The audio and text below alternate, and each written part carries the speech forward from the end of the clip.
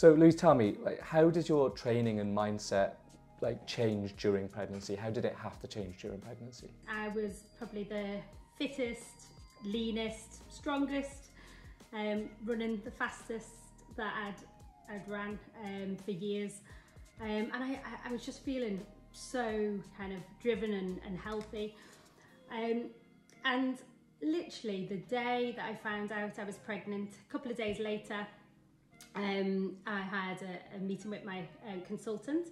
The reason for that is my little girl was born premature, and doctors just wanted me to take precaution in different areas whilst carrying Matthew, so throughout my second pregnancy. And some of the guidelines that they gave me I didn't necessarily agree with. At the time I was running twice a week.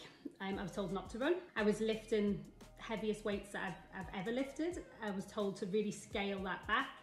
And just to drop the intensity of all of my sessions that I was doing. And yeah, it was a big mindset switch overnight. And because I didn't feel physically different at that point, it was hard to kind of go, right, okay, I've been, you know, lifting 55 kg, I'm gonna really take that down, I'm gonna stop running altogether and just walk. It did take a few weeks to adjust my mindset, but hey, it was something that I was, you know, super excited about what the end goal was. So after a few weeks, it was, you know, I had a different focus. After having Matthew, like, how did your training then kind of kickstart again? How did you transition into just kind of slowly getting back into it? So I did the sensible thing. I took the 6-week rest. Nina's mum and baby session was the first session back.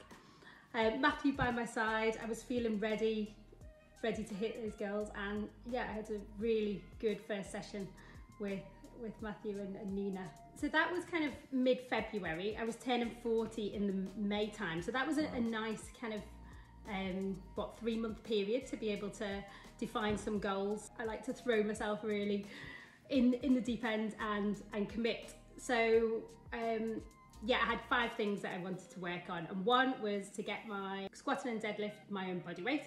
The second thing was to be able to do 15 full press-ups. Once again, that was something I was doing pre-pregnancy, so I just wanted to be back there.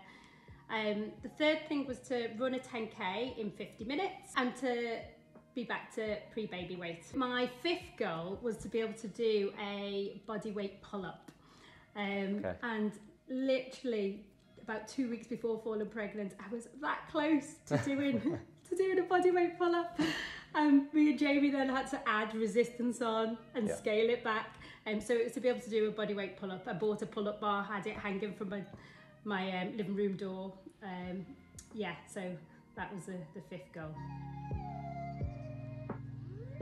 And tell me, like, once you started getting back into it and you started to slowly make your way up to ticking off these goals, like, how did it make you feel? Like, what kind of impact did it have on your mental wellness as a mum? The time scale that I had in mind to achieve these goals, I had to adjust along the way.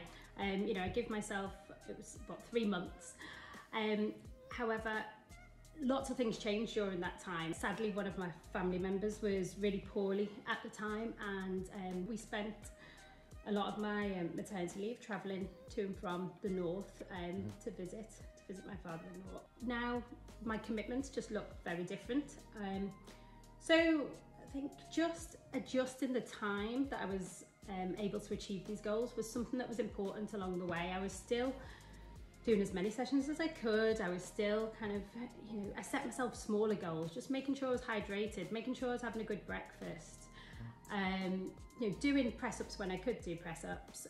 I wasn't able to commit to as much of a structured workout routine as I initially planned. However, I think just adjusting the time scale and giving myself more time to achieve these goals was a really important thing to do.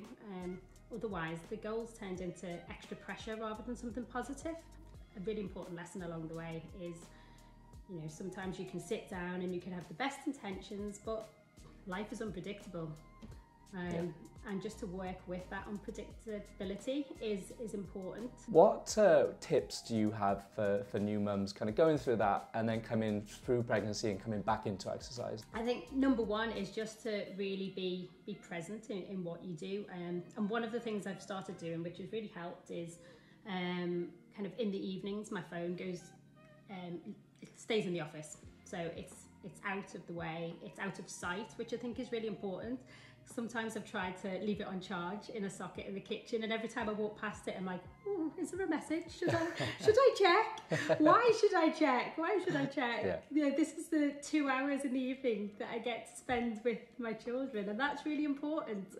And yes, I know if I'm not as present with them, then they can feel the vibe as well. They know when you're you know, when your mind's in different places and you've got a different pace about you when you're in work mode rather than mum mode.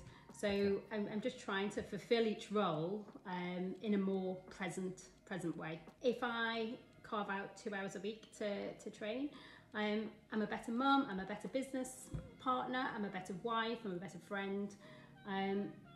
But if I don't, then yeah, I'm a bit agitated and a bit frustrated. Yeah, I feel and all you. these negative things come to the surface. So I'm terrible to be around if I haven't trained for a day, but you know, make it 2 or 3 days, just leave me be.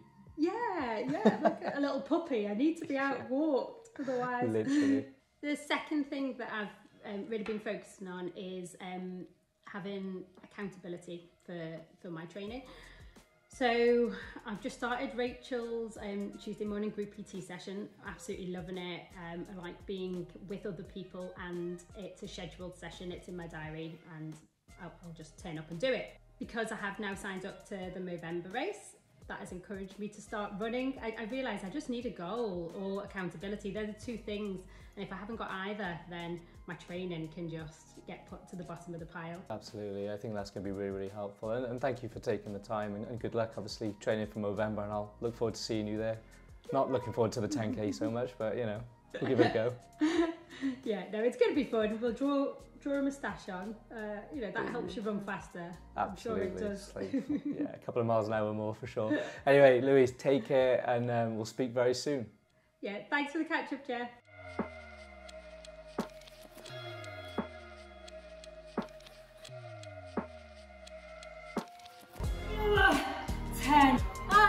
Yes. So I'll hit my goal.